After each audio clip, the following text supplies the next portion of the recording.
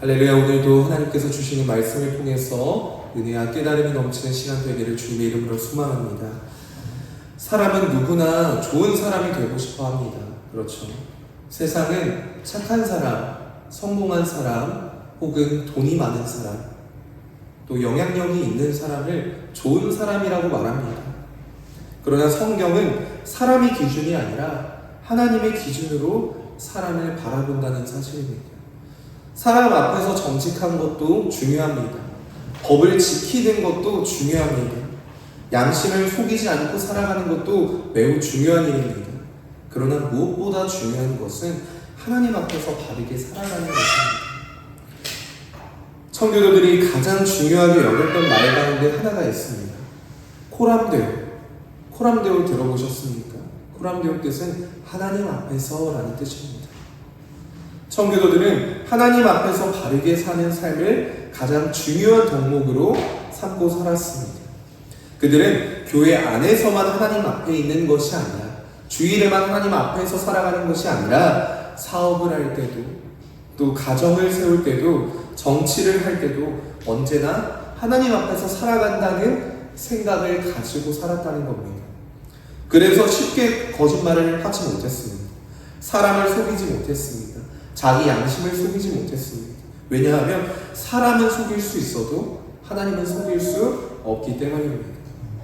그런데 오늘날 우리는 어떻습니까? 거짓말이 너무 자연스러운 세상이 됐습니다. 거짓말 못하면 바보라고 하는 세상이 됐습니다. 조금만 유리하면 사실을 감추고 손해를 보지 않기 위해서 진실을 왜곡하기도 합니다. 뭐 이 정도는 괜찮겠지. 세상은 그것을 지혜라고 말하기도 합니다. 하지만 하나님께서는 죄라고 말씀하십니다. 이 죄는 단순히 살인이나 도둑질만을 의미하지 않습니다. 하나님의 뜻을 거스르는 모든 것이 죄입니다. 성경에서 말씀하죠. 의인은 없나니 하나도 없다. 사실 우리가 어떻게 보면 모두가 죄인입니다. 오늘 본문에서도 사도 바울은 이러한 죄인을 향하여 놀라운 복음을 선포합니다. 죄인은 죽을 수밖에 없는 존재였지만 예수 그리스도께서 대신 죽으심으로 새로운 사람이 될 수 있다라는 겁니다. 오늘 말씀의 제목이 그리스도 안에서 새 사람이 되다입니다. 되자가 아니고 이미 되다입니다. 오늘 말씀을 통해서 하나님께서 우리에게 주시는 그 은혜를 함께 나누고자 합니다. 첫 번째는 죄로 말미암아 죽은 사람입니다.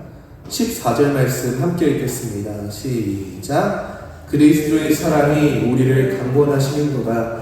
우리가 생각하건대 한 사람이 모든 사람을 대신하여 죽었은즉 모든 사람이 죽은 것이라. 아멘. 그리스도의 사랑이 우리를 강권하시는도다. 바울은 왜 갑자기 그리스도의 사랑을 이야기했을까요? 먼저는 우리가 얼마나 절망적인 존재였는지를 알았기 때문입니다. 이어서 말씀하기를 한 사람이 모든 사람을 대신하여 죽었은즉 모든 사람이 죽은 것이다. 왜 예수님께서 우리를 대신하여 죽었는지를 먼저 생각해 봐야 합니다. 그 이유는 모든 사람이 죄 가운데 이미 죽은 사람이었기 때문입니다. 죄가 없다면 예수님께서 죽을 이유도 없습니다. 우리에게 죄가 없다면 십자가도 필요 없습니다. 사람은 자신이 병든 줄 알아야 의사를 찾게 됩니다. 마찬가지로 우리가 죄인임을 알아야 이 죄의 문제를 해결해 줄 분을 찾게 된다는 겁니다. 그래서 우리가 하나님 앞에 나아갈 때, 주님 앞에 나아갈 때 가장 먼저 인정하고 고백해야 할 사실은 내가 죄인이라는 겁니다. 내가 죄인이라는 사실이 인정되고 고백되어져야 한다는 겁니다. 그래서 바울은 먼저 인간의 상태를 분명하게 말씀합니다. 우리는 죄로 말미암아 죽은 사람들입니다. 육체는 살아있지만 죄로 인해 우리는 죽은 사람입니다. 성경이 말하는 죽음은 단순히 숨을 멎는 것을 의미하지 않습니다. 첫째는 영적인 죽음입니다. 하나님과의 관계가 끊어진 상태를 말하는 것이죠. 겉으로는 살아있지만 하나님과 단절되어 있는 삶입니다. 우리가 꽃집에서 가장 아름다운 꽃을 사와도 뿌리가 잘려있으면 어떻게 됩니까? 그때는 살아있는 것 같이 보이고 그때는 아름다워 보이지만 언젠가 시간이 지나면 반드시 그 꽃은 메마르게 되어 있습니다. 왜 그렇습니까? 그 꽃의 생명의 근원이 끊어졌기 때문입니다. 사람도 마찬가지입니다. 돈이 많아도, 건강해도, 명예가 있어도 하나님과 단절되어 있으면 영적으로는 이미 끊어진 상태, 죽어있는 상태라는 겁니다. 둘째로는 육체의 죽음입니다. 창세기 3장에서 하나님께서는 범죄한 아담에게 이렇게 말씀하셨습니다. 너는 흙이니 흙으로 돌아갈 것이다. 죄가 세상에 들어온 이후 모든 사람은 죽음을 피해갈 수 없습니다. 안타까운 이야기지만 저도 우리 성도님들도 언젠가는 죽음을 맞이하게 됩니다. 왕도 죽고 부자도 죽습니다. 가난한 사람도 죽습니다. 믿는 사람도 육체는 죽습니다. 죽음은 모든 사람 앞에 공평하게 찾아오게 된다는 겁니다. 히브리서 9장 27절은 이렇게 말씀합니다. 한 번 죽는 것은 사람에게 정해진 것이요 그 후에는 심판이 있으리니 죽음으로 끝나는 것이 아닙니다. 죽음 이후에는 반드시 하나님 앞에 서게 됩니다. 세 번째로는 영원한 죽음입니다. 성경은 이것을 둘째 사망이라고 말씀합니다. 하나님을 떠난 채 죽은 사람은 영원한 심판을 받게 됩니다. 이것이 죄의 가장 무서운 결과예요. 사랑하는 성도 여러분, 세상은 죄를 가볍게 여깁니다. 그러나 하나님께서는 죄를 결코 가볍게 여기지 않으십니다. 그 죄의 문제 때문에 예수님께서 이 땅에 오셨기 때문입니다. 왜냐하면 죄는 하나님과 우리 사이를 갈라놓고 결국은 영원한 죽음에, 영원한 심판에 이르게 하기 때문입니다. 그렇게 죄는 하나님 앞에서 해결해야 할 가장 중요한 문제입니다. 우리 스스로는 어떠한 것으로도 구원받을 수 없습니다. 도덕도, 선행도, 우리의 착한 행위도, 종교적인 노력도 우리를 구원할 수는 없습니다. 우리에게 생명이신 예수 그리스도가 필요합니다. 이 사실을 깨닫는 사람이 비로소 복음의 은혜를 알게 되는 겁니다. 자신이 얼마나 큰 죄인이었는지를 아는 사람만이 예수님의 십자가 앞에 나아가게 됩니다. 그리고 그 십자가가 얼마나 큰 사랑이었는지를 다시금 깨닫게 되는 것입니다. 두 번째로 함께 볼 것은 죄인을 대신해 죽은 사람입니다. 죄의 결과가 죽음이라면 이 죽음의 문제는 어떻게 해결될 수 있을까요?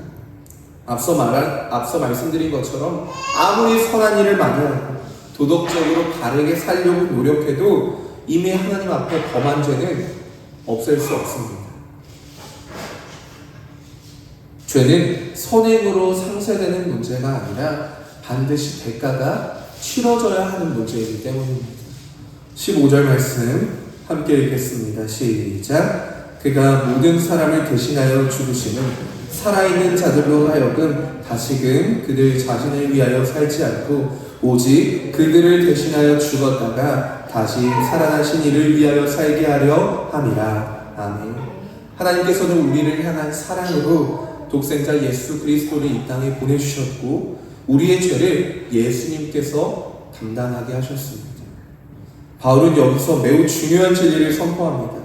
예수님의 죽음은 한 의인의 순교가 아닙니다. 억울하게 희생당한 한 사람의 죽음도 아닙니다. 그 죽음은, 예수님의 죽음은 대신하는 죽음, 곧 대속의 죽음이라는 겁니다. 대신하여라는 말씀 속에 복음의 핵심이 담겨 있습니다. 우리가 받아야 할 심판을 예수님께서 받으신 겁니다. 우리가 져야 할 죄의 형벌을 예수님께서 대신 지신 것입니다. 우리가 죽어야 할 자리에 예수님께서 서신 것입니다. 이것이 십자가의 핵심입니다.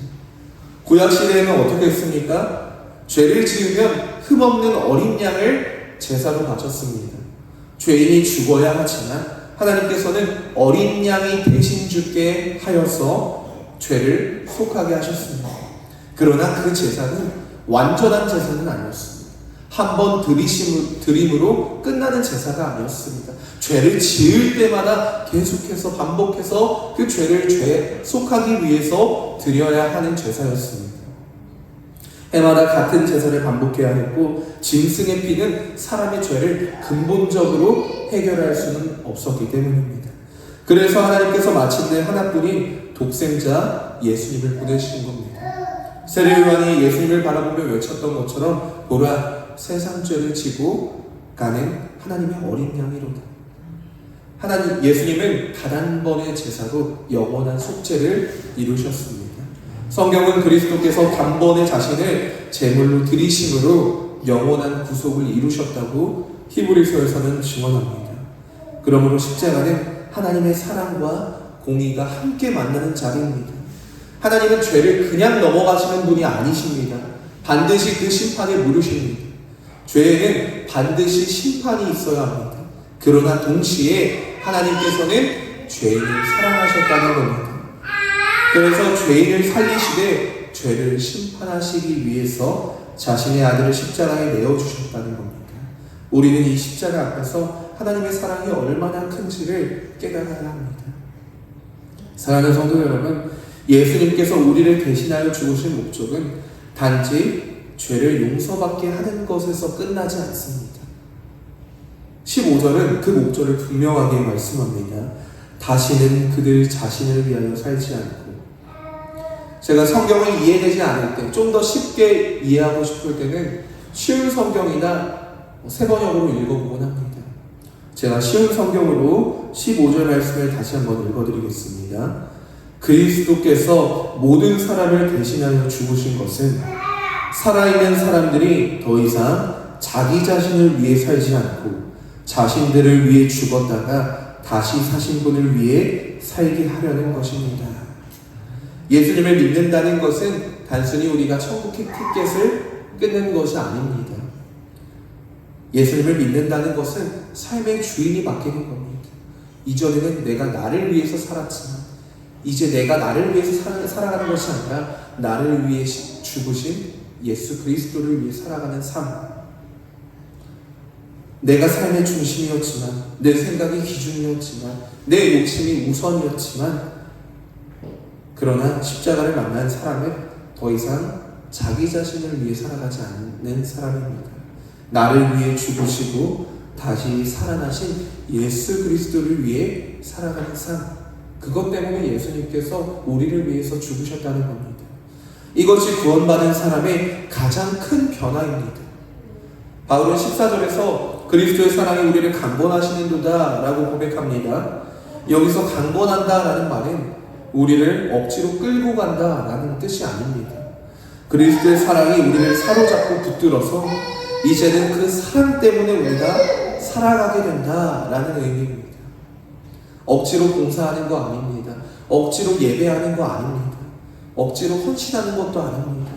나를 위해 생명까지 내어주신 그 그리스도의 사랑을 알기 때문에 그 사랑에 붙들려 살아가는 것입니다.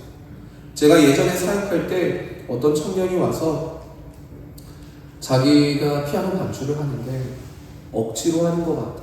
마음이 너무 힘들다라고 고백했습니다. 내가 어떻게 해야 될까? 물론 그 친구가 정말 중요한 자원이었기 때문에 하지 마라 라고 말할 수도 없는 상황이었습니다. 그런데도 저는 그렇게 얘기했습니다. 억지로는 하지 마라. 억지로는 누구에게도 복이 되지 않는다. 마음을 조금 가라앉히고 조금 쉼을 가진 후에 너가 할 마음이 다시 생기면 그때 다시 해. 억지로는 하지 마라 라고 제가 그렇게 말한 적이 있습니다. 마찬가지로 우리는 억지로 예배하고 억지로 헌신하고 억지로 봉사하는 것이 아닙니다. 강요한다고 되는 것도 아닙니다. 예수 그리스도의 사랑이 느껴질 때, 그 십자가의 은혜가 느껴질 때 우리가 자발적으로 헌신하고 봉사하고 우리가 정말 온 마음 다해서 예배할 수 있는 것입니다. 사랑하는 성도 여러분, 오늘 우리의 삶의 중심에는 누가 있습니까? 아직도 나입니까? 아니면 나를 대신하여 죽으시고 다시 살아나신 예수 그리스도이십니까? 십자가를 믿는 사람은 십자가의 은혜만을 말하는 사람이 아니라 십자가의 주인이신 예수님을 살아가는 사람임을 믿으시길 바랍니다.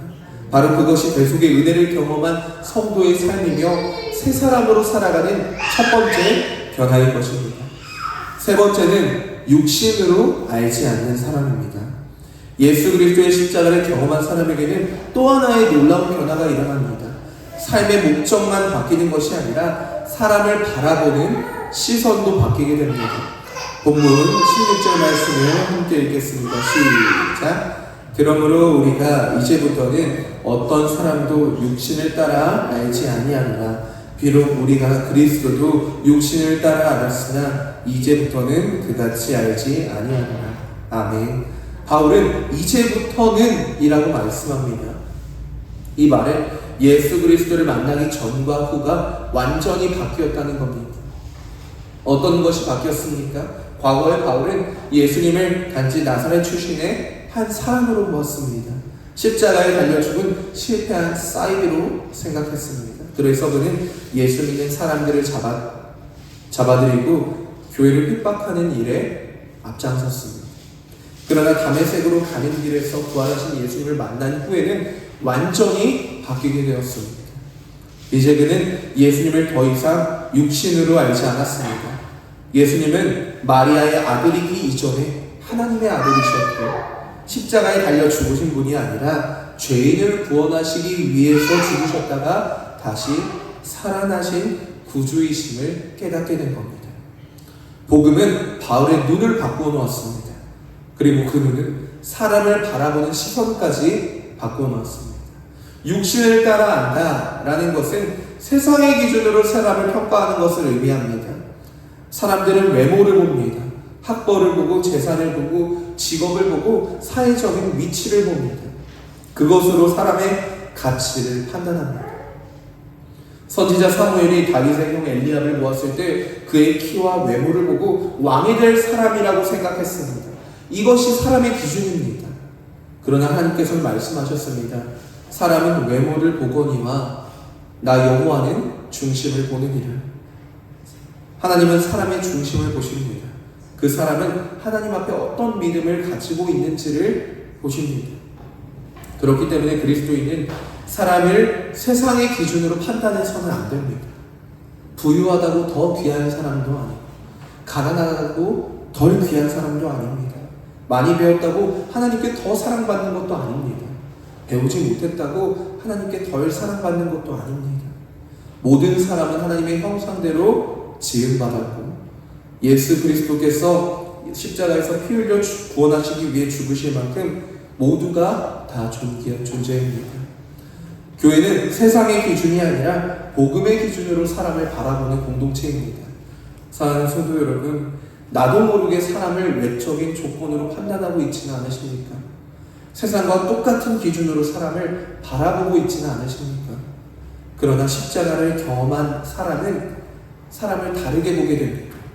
이 사람도 예수님께서 사랑하는 영혼이다. 이 사람도 하나님의 형상대로 지음받은 귀한 존재다. 이 사람도 하나님의 은혜가 필요한 사람이다. 이 마음으로 사람을 대하게 됩니다. 그리스도의 사랑이 우리 안에 있을 때 비로소 우리의 사람에 있는 모습 그대로 그 사람을 품어줄 수 있습니다. 이것이 그리스도 안에서 새 사람 된 성도의 새로운 시선입니다. 네 번째는 그리스도 안에 있는 사람입니다. 사도 바울은 오늘 본문의 마지막에서 복음의 결론을 선포합니다. 17절 말씀 함께 읽겠습니다. 시작. 그런즉 누구든지 그리스도 안에 있으면 새로운 피조물이라. 이전 것은 지나갔으니 보라 새 것이 되었도다. 아멘. 이 말씀은 위대한 복음 선언의 가운데 하나입니다. 바울은 누구든지라고 말합니다. 누구든지의 조건이 있습니까? 없습니다. 이방인이든지 유대인이든지 남자든지 여자든지 가난하든지 부유하든지 과거에 어떤 삶을 살았든지 예수 그리스도 안에 있는 사람이라면 누구나 새로운 피조물이 된다는 말씀입니다. 바울은 그의 서신에서 그리스도 안에 라는 표현을 수도 없이 사용하게 됩니다. 왜냐하면 그리스도인의 가장 중요한 정체성이 여기 있기 때문입니다. 우리는 단순히 교회를 다니는 사람이 아닙니다. 우리는 그리스도 안에 있는 사람입니다. 그리스도 안에 있다는 것은 예수님과 생명으로 연합되었다는 뜻입니다. 예수님께서 포도나무와 가지의 비유를 말씀하셨던 것처럼 가지가 포도나무에 붙어 있을 때 생명의 공급을 받는 것처럼 성도는 그리스도 안에서 생명의 공급을 받게 됩니다. 그리스도 밖에서는 죄와 사망이 지배합니다. 그리스도 안에 있을 때는 생명과 은혜가 역사합니다. 그리스도 밖에는 절망이 있지만 그리스도 안에는 은혜가 있습니다. 소망이 있습니다. 그리스도 밖에는 죽음이 끝이지만 그리스도 안에는 영원한 생명이 있습니다. 그래서 바울은 새로운 피조물이라고 말하는 겁니다. 이것은 사람이 조금 더 착해졌다는 뜻이 아닙니다. 조금 더 성격이 좋아졌다는 뜻이 아닙니다. 업그레이드의 의미가 아닙니다. 하나님께서 우리를 완전히 새로운 존재로 만드셨다는 서론입니다. 이전 것은 지나가고 보라 새 것이 되었도다. 창세기에서 하나님께서 말씀으로 세상을 창조하셨던 것처럼 죄로 죽었던 우리를 그리스도 안에서 다시 창조하신 것입니다. 사람은 고쳐 쓰는 게 아니라는 말이 있죠. 성경을 보면 맞습니다. 그리스도의 삶은 옛사람을 고쳐 쓰는 삶이 아니라 새 생명을 받은 사람으로 살아가는 겁니다. 우리가 옛사람을 고쳐서 내가 조금 더 이렇게 살아야지 하는 삶이 아니라 완전히 바뀌게 되는 것입니다. 그래서 바울은 이어서 말합니다. 이전 것은 지나갔으니 보라 새 것이 되었도다. 이전 것은 무엇입니까? 죄 가운데 살던 삶입니다. 하나님 없이 살던 삶입니다. 자신만을 위해 살던 삶입니다. 세상의 가치관을 따라 살던 삶입니다. 그 모든 것이 지나갔다는 겁니다. 물론 예수님을 믿는다고 해서 우리가 과거의 기억에서 완전히 사라지는 것은 아닙니다. 죄의 흔적도 여전히 남아있고 여전히 우리는 연약함과 싸워야 합니다. 그러나 중요한 것은 하나님께서 더 이상 우리를 과거의 죄인으로 보시지 않는다는 겁니다. 예수 그리스도의 의를 입은 하나님의 자녀로 바라보신다는 겁니다. 이것이 칭의의 은혜이며 새로운 피조물의 신분입니다. 그리고 하나님께서는 이 새로운 신분에 걸맞는 삶을 살아가도록 우리를 날마다 성화의 길로 인도하십니다. 사랑하는 성도 여러분, 우리는 세상 사람들과 똑같이 살아가는 사람들이 아닙니다. 새로운 피조물답게 살아가야 합니다. 정직해야 하는 이유도, 용서해야 하는 이유도, 사랑해야 하는 이유도, 거룩하게 살아가야 하는 이유도 억지로 의무를 지키기 위해서가 아니라 이미 그리스도 안에서 새로운 사람이 되었기 때문입니다. 새로운 생명을 받은 사람은 새로운 삶을 살아가게 됩니다. 그러므로 우리는 세상의 유혹을 따라 살아가는 사람이 아니라 하나님의 뜻을 따라 살아가는 사람이 되어야 합니다. 가정에서 그리스도를 닮아가고 직장에서 그리스도를 드러내고 교회에서는 서로 사랑으로 섬기고 세상 속에서는 복음의 향기를 나타내는 삶을 살아가야 합니다. 오늘 말씀을 정리하겠습니다. 오늘 우리는 사도 바울을 통해 복음의 놀라운 은혜를 다시 한번 확인했습니다. 우리는 죄로 말미암아 죽었던 사람들입니다. 영적으로는 하나님과 단절되어 있었고 그 죄의 삭신, 죽음을 우리는 피해갈 수 없었습니다. 그러나 하나님께서는 우리를 그대로 버려두지 않으시고 독생자 예수 그리스도를 이 땅에 보내주셔서 우리의 죄를 대신 짊어지게 하시고 십자가의 죽으심으로 우리를 구원의 길로 인도하셨습니다. 그 십자가의 은혜를 믿는 사람은 더 이상 자신을 위해 살아가는 사람이 아닙니다. 삶의 주인이 바뀌고 사람을 바라보는 시선이 바뀌고 세상을 살아가는 목적이 바뀌게 됩니다. 무엇보다 하나님께서는 우리를 새로운 피조물로 만드셨습니다.